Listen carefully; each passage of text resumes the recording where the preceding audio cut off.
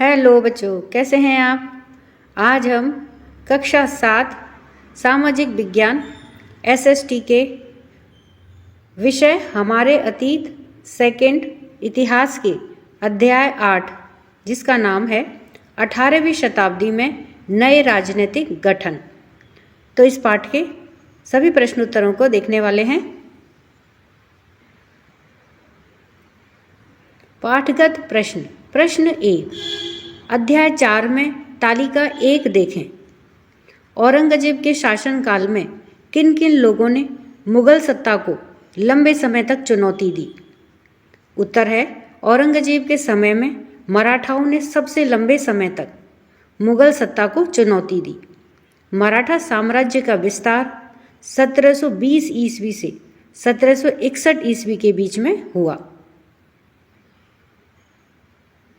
प्रश्न 1, अपने राज्य को सुदृढ़ करने की कोशिशों में मुगल सूबेदार दीवान के कार्यालय पर भी क्यों नियंत्रण जमाना चाहते थे।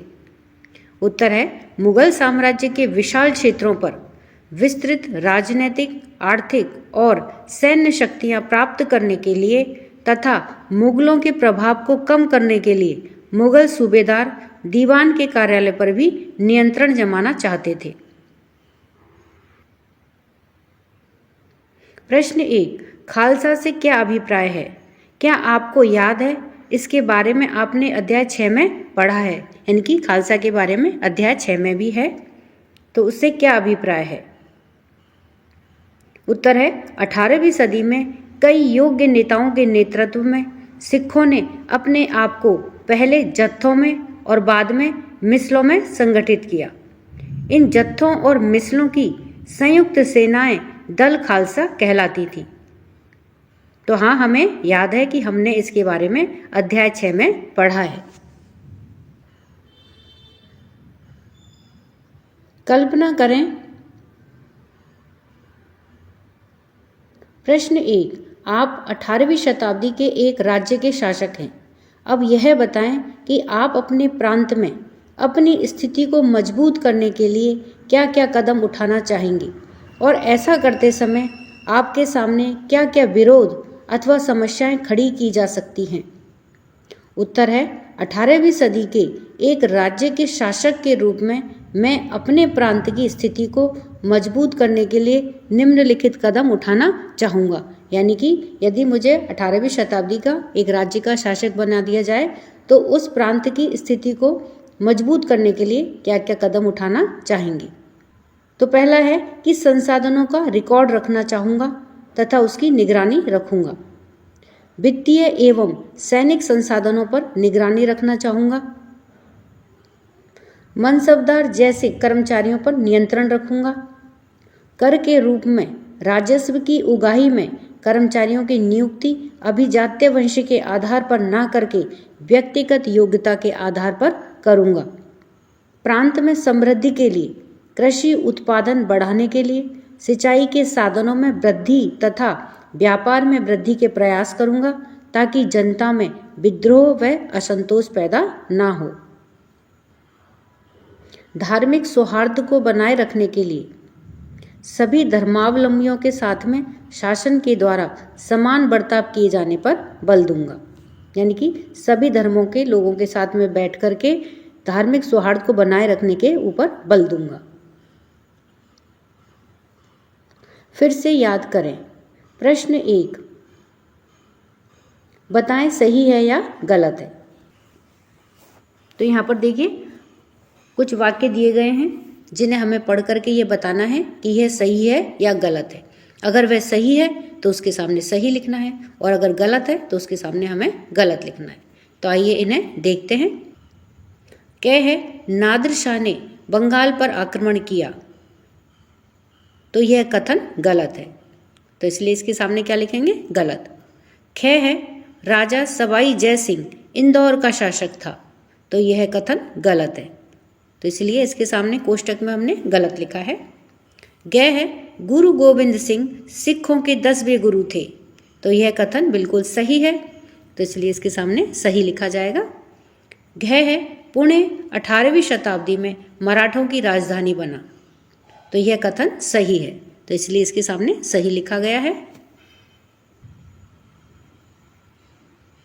आइए विचार करें।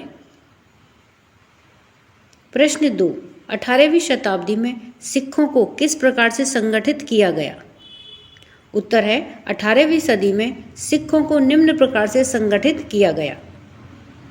18वीं सदी में कई योग्य नेताओं के नेतृत्व में सिखों ने अपने आप को पहले जत्थों में और बाद में मिसलों में संगठित किया।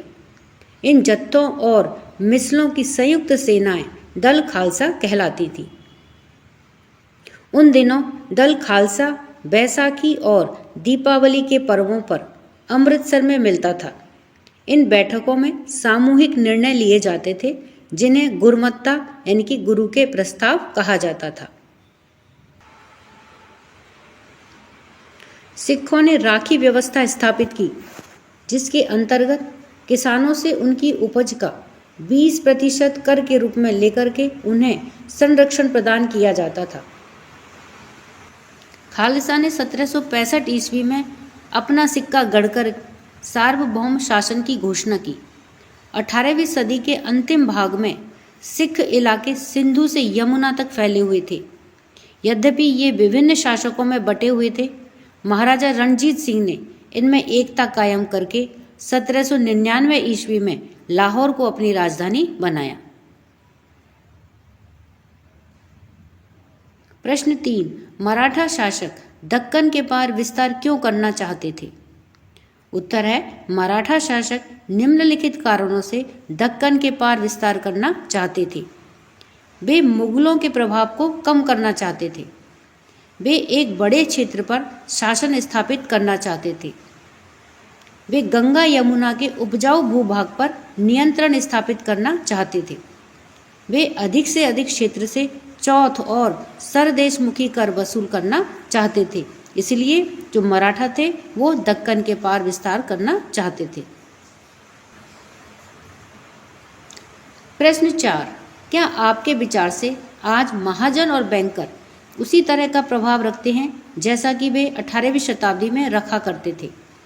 उत्तर है हमारे विचार में आज महाजन और बैंकर उस तरह का प्रभाव नहीं रखते हैं जैसा 18वीं सदी में वे रखते थे, क्योंकि 18वीं सदी में राज्य और महाजनों तथा वणिक जनों के बीच संबंध होते थे।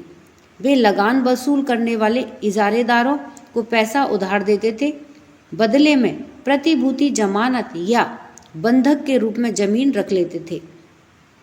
लेकिन वर्तमान समय में ऋण की प्रक्रिया के संबंध में अनेक नियम तथा विनियम हैं तथा इस क्षेत्र में बैंक आदि अनेक सरकारी एजेंसियां कार्यरत हैं।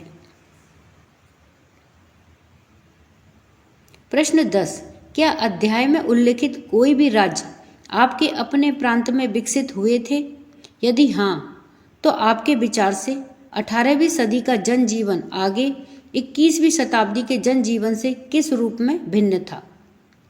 उत्तर है हाँ, 18वीं शताब्दी में कुछ ऐसे राज्य बने थे जो हमारे अपने प्रांत में विकसित हुए थे। ये हैं हैदराबाद और बंगाल।